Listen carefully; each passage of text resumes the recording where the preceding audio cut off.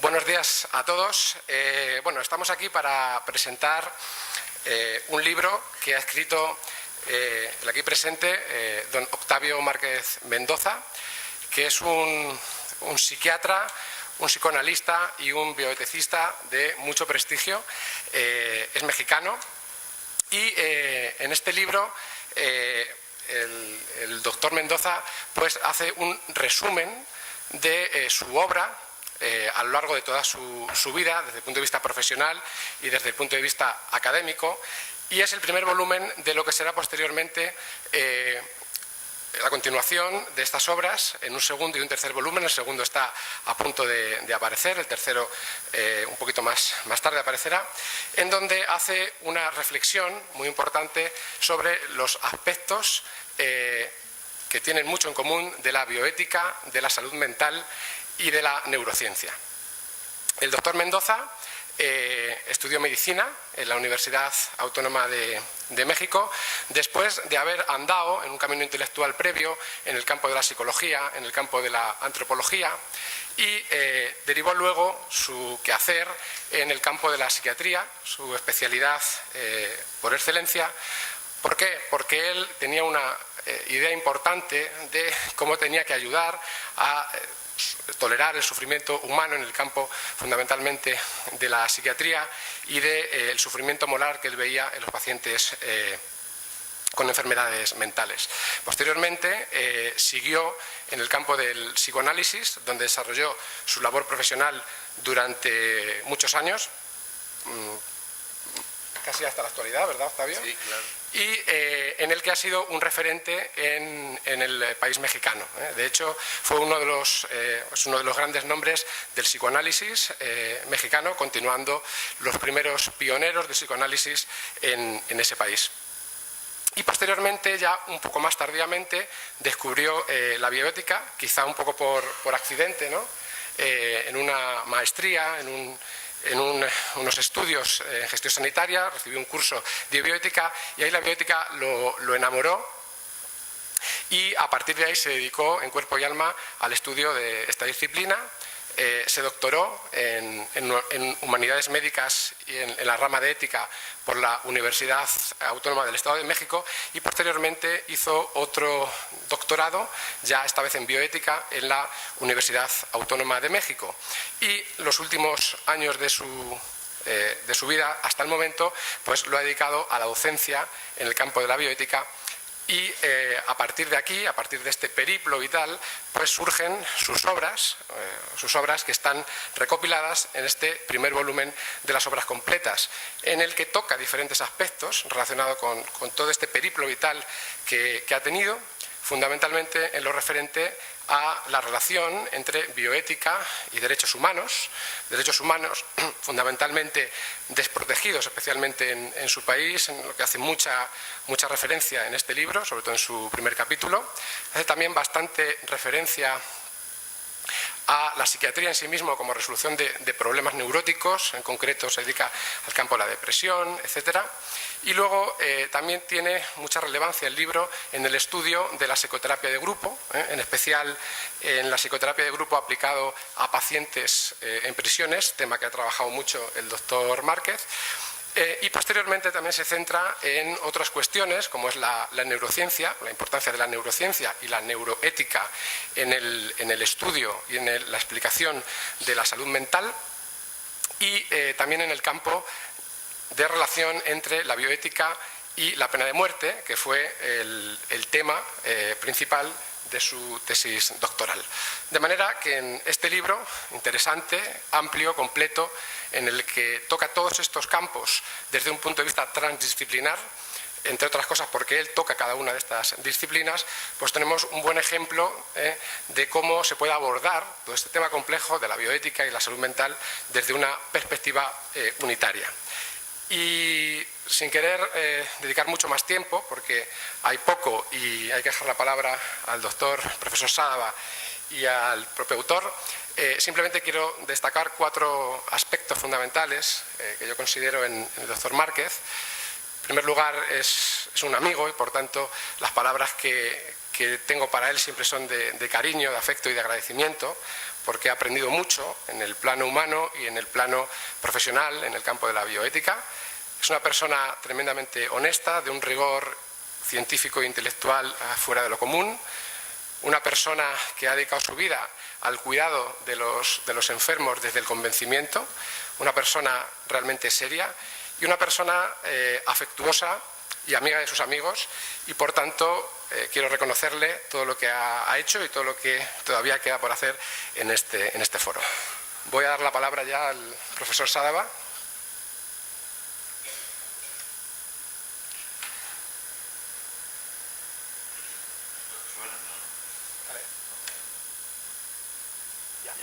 Sí. Buenos días. Bueno, ayer me tuve que disculpar porque vine tarde, causas ajenas a mi voluntad. Bueno, al revés, fueron de mi voluntad.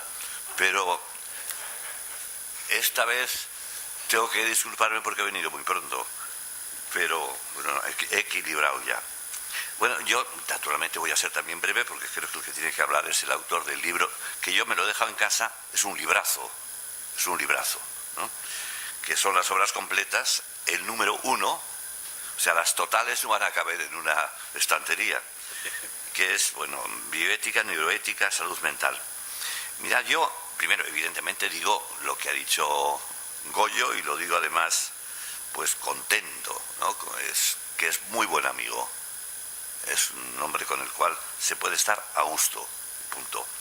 Y yo voy a decir 2 o 3 cosas respecto a ese libro que me parece que son, al menos para mí, han sido las más relevantes y que también en ese sentido quisiera contagiar a quien lo escuche, lo lea, porque precisamente, insisto, creo que son actuales, actualísimas y tocan un fondo, tocan el fondo en último término de lo que somos, podemos ser, debemos ser, etc.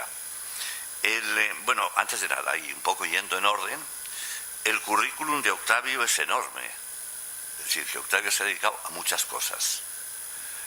Prácticas, empíricas, prácticas no empíricas y más especulativas. Y tiene un conocimiento de las personas que en este momento se mueven en este campo, que va a ser siempre, ahora enseguida diré cuál es de una manera más exacta.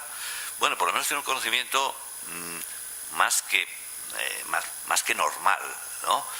Aunque tiene 2 erratas, que ya le dije que en la segunda edición las quite, porque a Leo Kass, que es un bioético muy reaccionario, por cierto, ese le han puesto tú no, Leo Casa, pues no es lo mismo, ¿no? Y después hay otro, Roskis, y ponen Roskis, parece rosquillas, ¿no? Bueno, pues que hay que tener cuidado, porque además Roskis es un tipo interesante por lo siguiente. Bueno, una pequeña anécdota. El que hizo una distinción que ya es clásica entre ética de la neuroética y neuroética de la ética, es decir, no es lo mismo que yo haga ética, que me plantee problemas respecto a mi cerebro, que al revés, que desde mi cerebro yo pueda decir si soy libre, no soy libre, tengo conciencia, etcétera, etcétera. Es una distinción fundamental. El primero que la hizo fue Roskis. Sin embargo, aquí se le ha atribuido, como imagino que no está en el público, no creo que se enfade, por otra parte, buen divulgador, y además no es neurólogo, pero bueno, es fisioneurólogo, Francisco Mora, ¿no? Bueno, pues es de Roskis. Digo, por fijarme en 2 aspectos que son a veces pequeños, pero que sin embargo importan para dar al libro toda la relevancia que yo creo que tiene que darle, ¿no? Bueno, después hay un tono muy latinoamericano, una cosa muy importante, porque por ejemplo cuando habla él de los derechos humanos y que hay al final ya del libro una comisión de derechos humanos en México, eso me pareció interesante, porque, bueno, una comisión con un cometido muy especial de derechos humanos dentro de lo que podemos llamar el amplísimo mundo de la bioética. Bueno, después, o por ejemplo, a mí, quizá de lo que más me ha gustado, y luego diré, las 2 objeciones que pone ya al final, a la pena de muerte. Hombre, en un país como México también no está mal, ¿no?, el plantear eso. aunque la pena de muerte, tal como la plantea él, no es la institucionalizada. Pero bueno, yo he sido quizá la vez que he visto más originalidad en la negación de esa barbaridad que es la pena de muerte. Bueno, esto quiero decirlo respecto al estilo. Después es culto, quizá excesivamente pegado a alguno de los autores, algunos excelentes, como es Kandel. A Kandel le sigues mucho, pero es que Kandel, premio Nobel, es uno de los hombres que más sabe de psicoanálisis, sabe de psiquiatría, sabe de biología. Es decir, que le siga me parece muy bien. A Gazzaniga, que para mí es uno también de los que sabe de muchas cosas, aunque Gazzaniga tiene un determinismo en lo que es la libertad humana que no lo tienes tú. Me parece que es una de las cosas que te distingue. Hace los experimentos de Libet, lo conoces respecto a la no libertad humana. El de Achange, que es un poco de la plasticidad del cerebro, que es algo que no está directamente en el libro, pero que sin embargo se puede más o menos intuir. O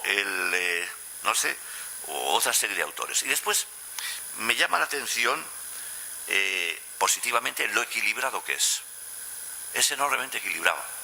Es decir, eso tiene una parte mala, que es muy, muy, muy expositivo, parece que no se compromete, pero tiene otra parte buena, y es que verdaderamente lo que hay que hacer en casos como estos, casos difíciles, casos dudosos, casos que se abren a lo mejor y a lo peor, mantener una cierta prudencia. La tiene en todo momento.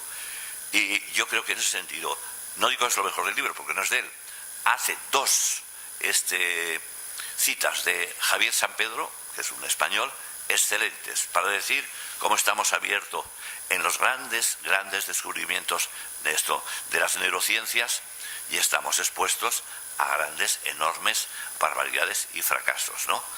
Porque cita mucho a esto a algunos españoles, a este me parece estupendo que lo cite, y a otras dos que cita me parece que están de sobra, o sea que eso, pero no le voy a decir su nombre, pues por aquello de que es más elegante, ¿no? Pero bueno, después el libro tiene dos partes, para mí, claras. Una es los capítulos que van del 1 al 4, en donde él trata de la bioética. Ahí no es muy original, pero está muy bien, hace una exposición de cómo surge la bioética. Después la neurociencia, que ya es un paso más, otra dimensión. La neurobioética, que ya es una mezcla de la neurociencia y de la bioética, que yo creo que está muy en mantillas. Después de los derechos humanos, habla ya a los cuales me he referido, bioética y derechos humanos. Está ya muy tocado el tema, y él se refiere naturalmente sobre todo a lo que en el 2005 dijo las Naciones Unidas. Bueno, que no dice mucho, pero vamos, sin embargo, es una referencia. Y habla del duelo, y yo del duelo no quiero ni oír hablar, porque estoy en duelo. Y segundo, porque estoy en contra de Freud. Joder, bueno, ya sé que ponerse en contra de Freud es mucho, ¿no? Freud dice, es que más, lo de Freud a mí me parece de una frivolidad. Es, si el objeto amado, erótico, querido, desaparece, pues toda tu energía la pones en otro objeto. ¡Joder, qué listo! Es decir, ese es el fondo si no me confundo, precisamente del duelo. Así es. Bueno, eso me parece, insisto, me parece que él no debió tener muchos duelos porque eso no es así, ¿no? Bueno, pero y después hay un tema que me interesa mucho, pero yo no lo voy a tocar, que es el del grupo. Porque el grupo en terapia es fundamental. Sabéis que tiene Gardner, me parece, el número del 150. No podemos pasar de 150 en lo que son las relaciones humanas, si no ya te pierdes, a lo más que podemos llegar, ¿no? Bueno, el grupo lo toca sobre todo al final, pero yo al final no voy a hablar porque es el psicoanálisis, y tengo tantos prejuicios contra el psicoanálisis y desconocimiento que yo algún día espero que me psicoanalices tú, y a ver si así ya, pues entonces entro ya en el campo del psicoanálisis. Y la otra parte, la segunda, ya es efectivamente la de la salud mental, aunque sigue metiendo cuestiones de neurociencias, porque hay una especie de algo cíclico en el libro, en que pasa a un tema pero no olvida el anterior, y vuelve al anterior y el anterior. Esas son las dos partes, ¿no? Ahora, y con esto acabo, lo que me parece la columna vertebral del libro, la columna vertebral, es... Oye, ¿cuánto tiempo tenía yo para hablar? Pues sí. Tú sigue. No te preocupes, 5 minutos más. Bueno, no es que... Bueno, la columna vertebral del libro es la más difícil. Hay una frase que él cita de Freud, que yo la conocía, pero me parece que, por ejemplo, los freudianos y neofreudianos, tengo la impresión que no la conocen, dice, no se puede hacer psicoanálisis sin saber biología. Es una frase de Freud. Sí. Bueno, entonces, claro, el planteamiento que se puede hacer en el libro es de lo más interesante, y descubrió Freud intuitivamente aspectos cerebrales que después empíricamente las neurociencias lo están corroborando, y yo creo que en muchos aspectos sí. Por ejemplo, en el aspecto de la memoria, que la toca muy bien al principio, las diversas, es decir, hay la memoria procesual, la memoria que nos damos cuenta, la memoria receptiva, la memoria que después sale. Bueno, pues ahí veo yo muchas semejanzas con cosas que dice Freud. Pero sobre todo en el punto clave del libro es la conciencia, sin más. La conciencia es, para mí, el tema por excelencia, ya dentro del campo amplísimo de las neurociencias, y más que neurociencias, es ¿qué es la conciencia? ¿Cuándo surge la conciencia? ¿Cómo surge la conciencia? ¿Podríamos vivir sin conciencia, como defienden algunos, entre otros Edelman, y seríamos más felices? ¿Y podríamos realizar todo lo que realizamos sin tener ese comecocos que es la conciencia?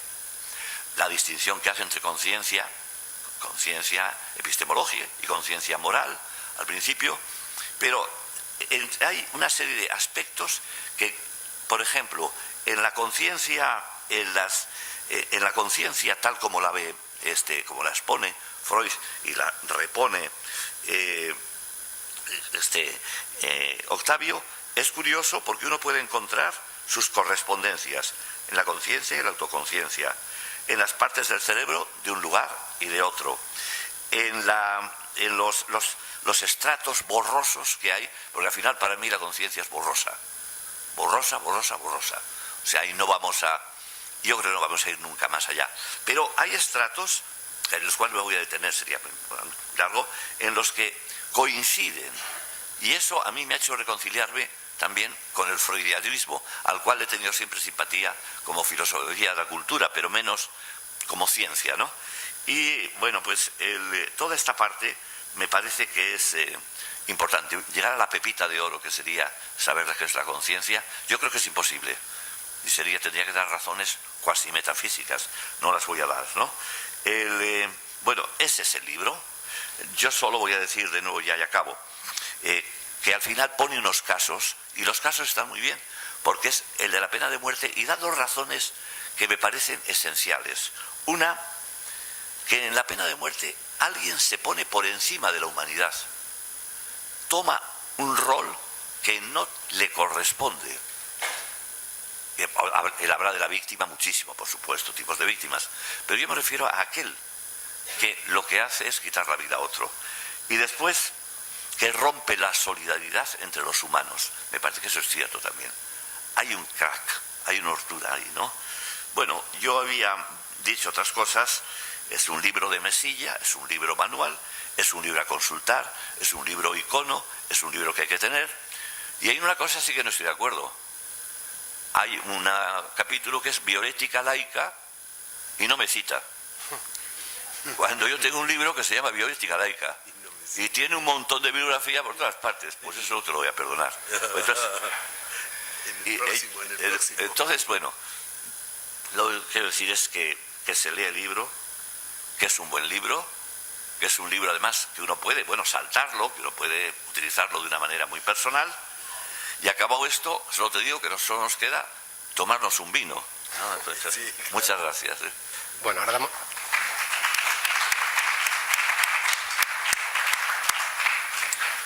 ahora damos la palabra al doctor Márquez para que nos comente los aspectos que él crea más relevantes. Sí, claro. Primero, lo más importante, agradecer a los organizadores de este congreso de biomedicina ética, derechos humanos, ética y sociedad, y agradecer la hospitalidad donde estamos ahora, que es Universidad CEU San Pablo, ¿sí? Agradecer al doctor Fernando Vandrés, al doctor Rafael Junquera, al doctor Benjamín Herreros Ruiz Valdepeñas por la hospitalidad, por permitirme estar en este espacio, que realmente para mí es un honor. Me siento muy, muy agradecido. Y bueno, yo quisiera comentar algunas cosas en relación a un poco a la trayectoria que he tenido. Y lo primero que me parece importante fue haber elegido la carrera de medicina. Y la elegí en un momento en que yo venía de una universidad del Estado de México y entré a la Universidad Nacional Autónoma de México. Y bueno, tenía sus dificultades y sin embargo logré vencerlas y iniciar la carrera de medicina. Y yo recuerdo que esa carrera de medicina, y aquí hay muchos estudiantes de, no sé si licenciatura o de posgrados y especialidades, pero que lo que yo recuerdo con mucho interés, con mucha pasión, es eso que yo le puse, porque no había otra cosa más importante que estudiar la medicina. Y no me importaba si era de día, si era de noche, y siempre estaba buscando ir a las prácticas a los hospitales y aprender, porque creo que se ha dicho acá en este congreso que lo más importante también es el conocimiento, la información, el conocimiento y aprender. Y eso pues hay que buscarlo, no solamente hay que esperar que te lo den, sino hay que buscarlo. Y hay que buscarlo con mucha pasión y con mucha fuerza. Y bueno, poco a poco ahí me fui inclinando hacia la psiquiatría y bueno, la psiquiatría como un paso para llegar al psicoanálisis, el psicoanálisis que también representó un gran esfuerzo y una gran pasión, porque son muchos años de formación y no universitarias, sino de acuerdo a las instituciones psicoanalíticas. Y claro, el doctor Javier Sada acá me dice del psicoanálisis de Freud, pero bueno, para mí Freud es un personaje, una figura, un científico, un filósofo, una persona que realmente fue ejemplo, atestación de vida, que me permitió pues incursionar en ese campo y que he tenido grandes satisfacciones de poder en los procesos curativos y también en el conocimiento teórico y filosófico del psicoanálisis, poder tener una visión que no podría tener de otra manera. Y es un conocimiento profundo. A veces en mi universidad me dicen, oye Octavio, me dicen, pues que es que tú tienes como un tercer ojo para percibir ciertas cosas.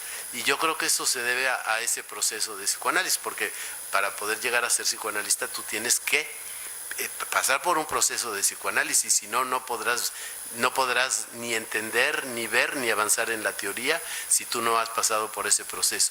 Para que tú puedas tratar a alguien, tienes que haber pasado por ese proceso.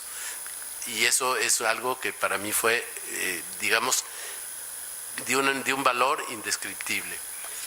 Posteriormente incursioné en otros campos, como fue, digamos, todo lo que es la bioética, y a partir de una maestría encontré la materia de bioética. Yo ya me venía planteando desde la licenciatura y desde mi en carne propia, las cuestiones con mi familia en un momento dado, algunas figuras muy importantes de mi familia tratadas por algún médico que no lo hizo correctamente, y eso fue algo que siempre tuve presente. Y diría yo, este campo es muy delicado, muy cuidadoso, y no se puede hacer algo que es incorrecto y que va a dañar sobre todo. Acá no he escuchado mucho, pero yo creo que lo más importante, y es un planteamiento que yo me he hecho, es que primero no dañar. Eso es algo que es muy importante, que es muy difícil de tener, porque a veces inconscientemente uno puede causar daño, pero tener la conciencia como elemento importante, primero no dañar, y bueno, ya en ese sentido. Y ahí fui apuntando hacia cuál debería de ser el comportamiento de los médicos. Para mí el médico era una persona que tenía una gran dignidad, que tenía un gran respeto, que tenía una gran tradición, y que era una profesión y una actividad que para mí era lo anhelado, lo deseado, y que había además que responder a ello, porque ser médico hay que responder para hacer ello, porque hay que ser y parecer, no parecer, pero ser, porque de otra manera tú no estás cumpliendo con con tu propia vocación o con tu propio objetivo o con tu propio proyecto de vida, que eso es muy importante. ¿Cuál es nuestro proyecto de vida?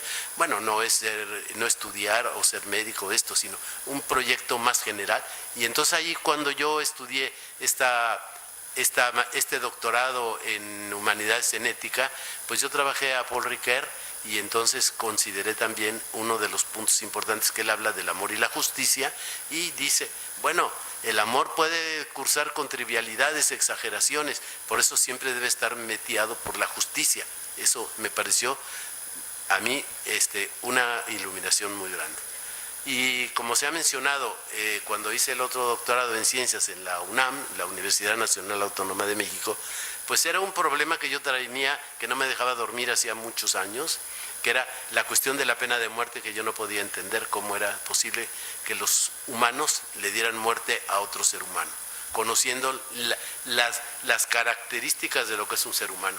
Un ser humano que en un momento dado puede estar en una situación psicológica, psiquiátricamente muy alterado, y que entonces no tiene la conciencia de lo que realiza. Y sin embargo el ser humano, yo creo que tiene la posibilidad siempre de modificar, de cambiar, de poder educarse. Hay teorías o hay especialistas que dicen que eso no es posible. Sin embargo, yo apunto a que siempre hay que tener la posibilidad de poder modificar y poder cambiar. Dentro de estas cuestiones también, otro punto que me parece muy importante y que tiene que ver ya desde el punto de vista de todo lo que es el aspecto científico, sería lo que se refiere a la ética de la investigación, a los comités de ética de investigación.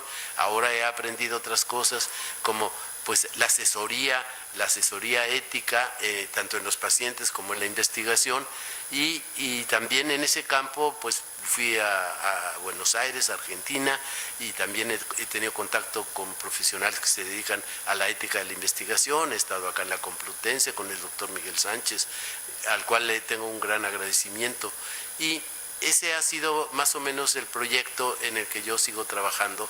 Y ya para terminar, yo quisiera comentarles que el próximo tomo se va a tratar de desastres, voluntad anticipada y bioética. ¿Y por qué desastres?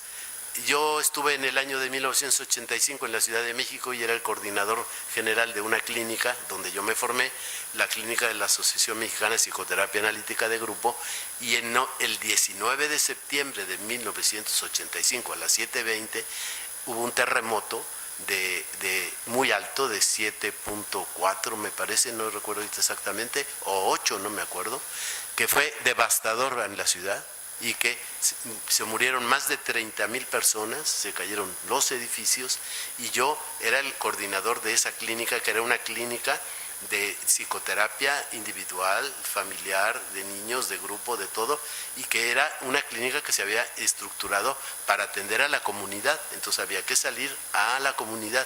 Todos los integrantes de esa asociación pues estuvimos reunidos trabajando con niños, con grupos Balin, con grupos chicos, grandes, atendiendo a todas las gentes dañadas por el sismo, que fueron muchísimas. Era realmente la Ciudad de México, era terrible pasar por la Ciudad de México. Justamente después de 32 años, después de hacer un simulacro, después de hacer el simulacro, digamos, de aniversario del terremoto del 85, viene el terremoto del 19 de septiembre de 2017.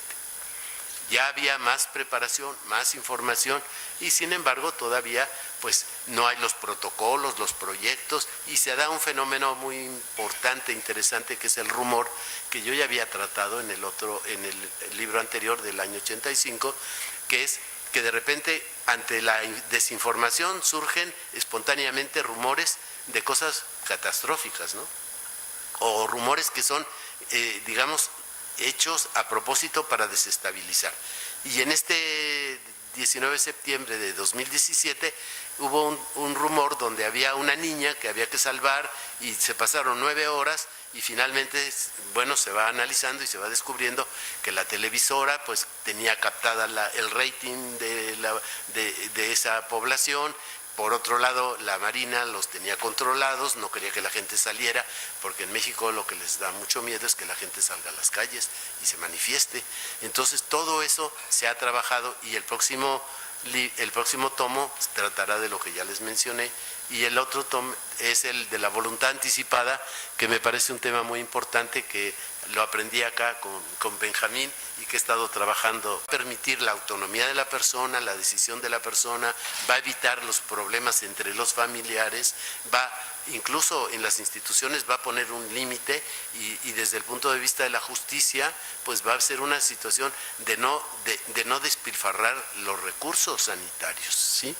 Entonces, pues un poquito es un recorrido así, pero sobre todo el agradecimiento que yo tengo a las gentes que me han permitido este espacio, un agradecimiento muy grande aquí a Gregorio, que pues muchas gracias por todo lo que has dicho, al doctor Javier Sada, al que le tengo una gran estimación y que pues es una persona de un gran valor y que además me señala algunas cosas que me parecen muy interesantes, y bueno, pues yo digo que todo es perfectible, entonces tendremos que seguir trabajando.